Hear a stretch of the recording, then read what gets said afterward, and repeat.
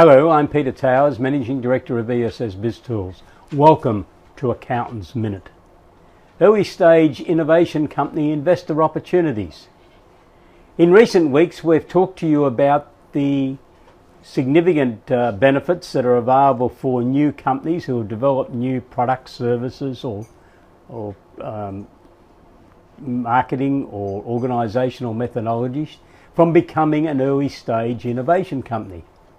Well, today what I want to talk to you about is the benefits for investors, because the government has made it very attractive for investors to invest in companies that are able to successfully classify themselves as an early stage innovation company. So what's involved? Well, first of all, obviously the company has got to be an ESIC, and the company has to have gone through 3 tests and must be able to assess itself under 2 of those tests. The first one we've called the provisional test, which looks at the age of the company. It generally needs to be under 3 years old, but in some circumstances it could be under 6 years old.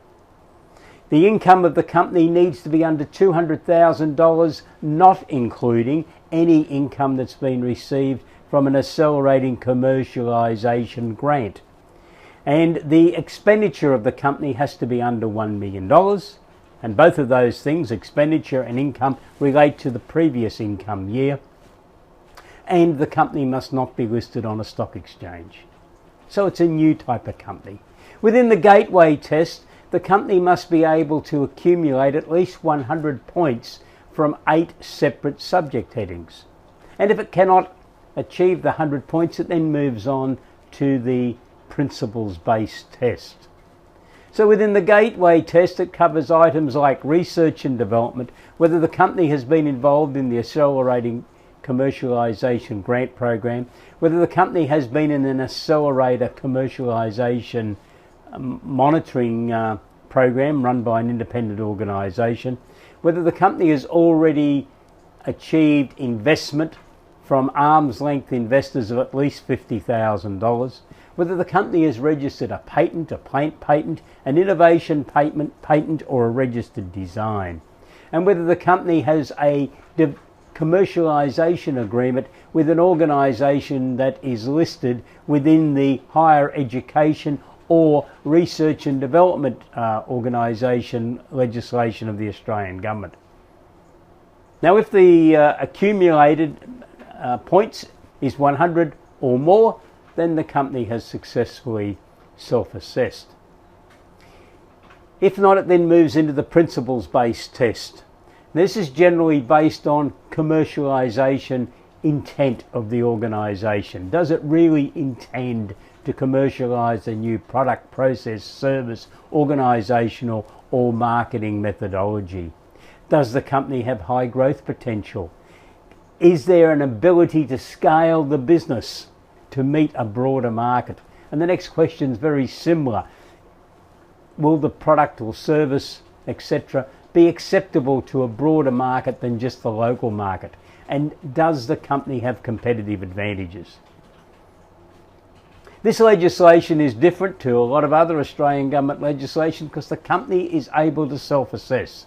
Now, it should be fairly straightforward with your assistance for a company to self-assess under the principles-based test and also the gateway test, because the gateway test really requires evidence to be produced. The company has either been in a research and development program and the expenditure is able to be verified against the tax return and the Australian registration through AusIndustry, or not. In the principles-based test, though, a more subjective opinion needs to be reached. And I believe that in the vast majority of cases, board of directors will require an arm's length independent group to prepare a report from them as to whether the company successfully can answer in the positive manner the 5 questions relative to the principles-based test. And obviously the final adjudicator in all this is going to be the Australian Taxation Office and AusIndustry. But In the early stages, I suspect this approval process is going to take quite an amount of time. Many of these companies are going to be keen to get on with it, to raise some capital, and therefore you will have some of your investor clients coming to you and saying, can we invest now? And this is the process that I'd suggest you will be taking them through to make sure that they have appropriately self-assessed. And better still, that you'll advise them on that process by utilising the ESIC calculator and the product package. Now, the benefits for investors are fairly unique at present in Australia. The investor can obtain a 20% tax offset based on their investment. Sophisticated investors can obtain an offset of up to $200,000, which means that's based on $1 million investment in 1 year. And a retail investor can obtain a tax offset of $10,000 based on an investment maximum for a retail investor of $50,000. And both groups of investors can obtain a capital gains tax exemption from the end of the first 12 months until the 10th anniversary of that investment. And that exemption only applies to the original investor in the company. If you would like to obtain a paper that you can distribute to your clients who you believe may be interested in investing in an early stage innovation company, we have produced a paper, Tax Incentives for Investors. You can obtain that by going to our website www.essbiztools.com.au and registering for the paper, and we will send that to you. We are conducting a special webinar on the ESIC investor opportunities on Wednesday the 14th of September at 12 noon Australian Eastern Standard Time. And if you wish to attend this free webinar, and we would urge you to do so, all you need to do is to go to our website www.essbiztools.com.au to register. So over the last few weeks we have taken you through the ESIC story. We've looked at what an ESIC company is. We have portrayed a story to you as to how an ESIC journey might start with a small company that's one of your clients undertaking a research and development project and then finding that the cost of commercialisation are going to exceed their cash resources, and they come to you looking for assistance in raising capital. And in this series we're now looking at what's in it for an investor.